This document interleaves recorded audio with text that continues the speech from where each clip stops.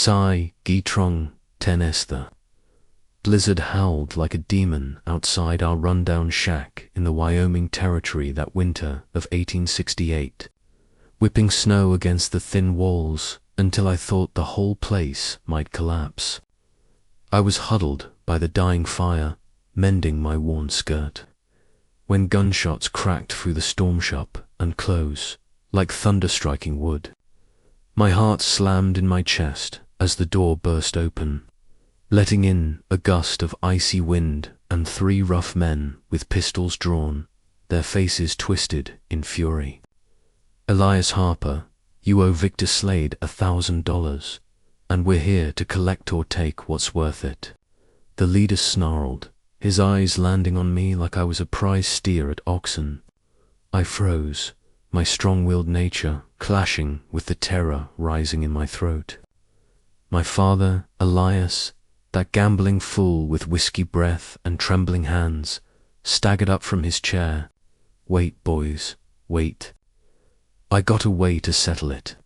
His voice cracked as he glanced at me. Amelia Grace Harper, his only daughter at 20, the one who'd kept this shack from falling apart since Ma died. But now, he was bargaining me away like chips in a poker game. "She's young, sturdy, worth every penny to the right man." Before I could scream or run, another figure exploded through the door, a towering mountain of fur and leather, snow cascading off his broad shoulders.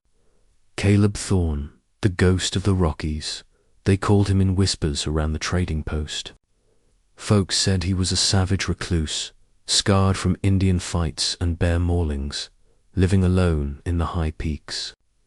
But as he stood there, silencing the room with his presence, I saw something else in those piercing blue eyes.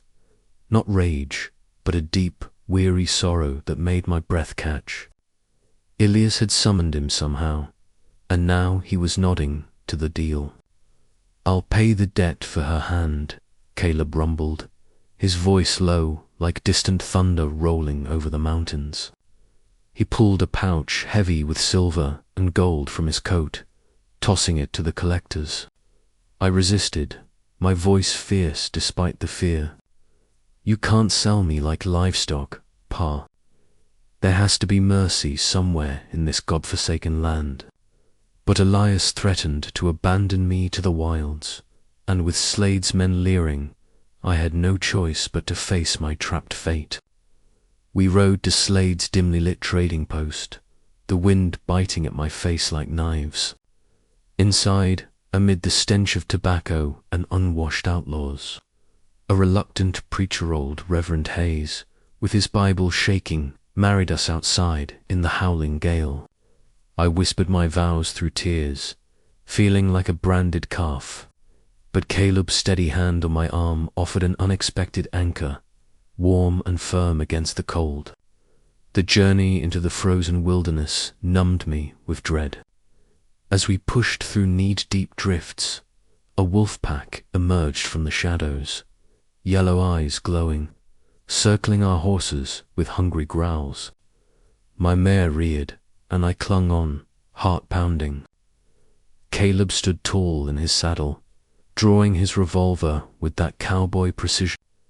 One shot dropped the lead wolf mid-charge, his masculine grit shining through the storm as he protected me without a word, reloading smoothly while the pack scattered.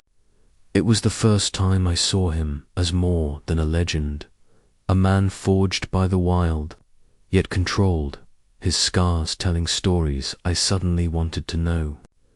We reached his sturdy log cabin on a remote mountainside, smoke curling from the chimney like a promise of warmth. Inside, it was orderly, almost homey, with a crackling fire and shelves of tools. No crude lair, this was a sanctuary. Caleb assigned me a separate bunk, his voice matter-of-fact. "You're here for companionship, nothing more." Days passed in tense silence. He tended chores with gentle efficiency, chopping wood with powerful swings that spoke of hidden strength. One night, as I shivered under my thin blanket, he draped a bare pelt over me, thinking I slept. That small act sparked curiosity in my heart. Who was this man beneath the myths? But danger lurked. While gathering wood one crisp morning, the mountain rumbled, an avalanche crashing down like Judgment Day. Snow buried us in an instant. I screamed, panic clawing at me. Caleb shielded me with his body, his arms like iron as he dug us out, his breath ragged but determined. "Hold on, Amelia," he grunted, pulling me free. I feared depending on him, this stranger who'd bought me, yet his heroism drew me in. A push-pull that left me breathless and questioning my resolve. Life settled into rhythms that began healing my wounds. I learned to cook venison stew, its rich aroma filling the cabin, mending his gear with stitches that mirrored my mending heart.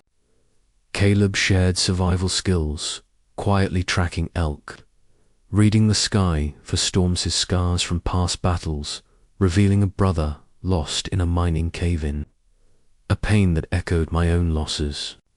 Evenings, we'd pull out his hidden books, poetry by Longfellow and frontier tales.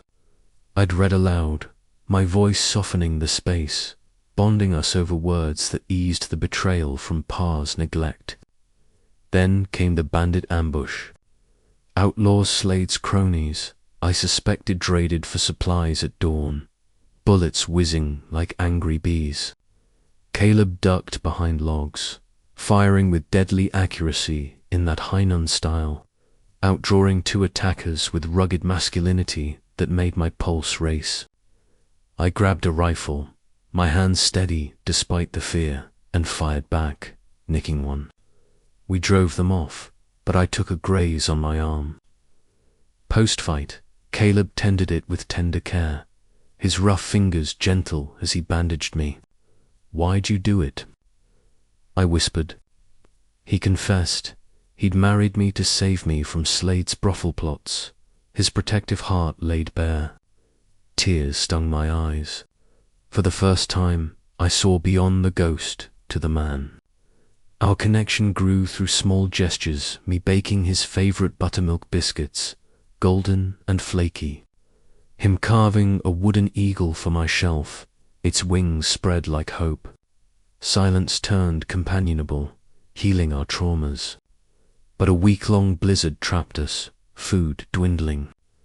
Caleb hunted in whiteout hell, returning frostbitten, his lips blue. I nursed him by the fire, wondering about his past loves, curiosity blooming into something deeper. By firelight, he shared. Widowed young in a Comanche raid, he'd fled to the mountains for solace. I opened up about Ma's fever death and Pa's drunken cruelty, our shared resilience forging a bond. Then, Horace Slade's men poisoned our stream. I fell ill, fever ravaging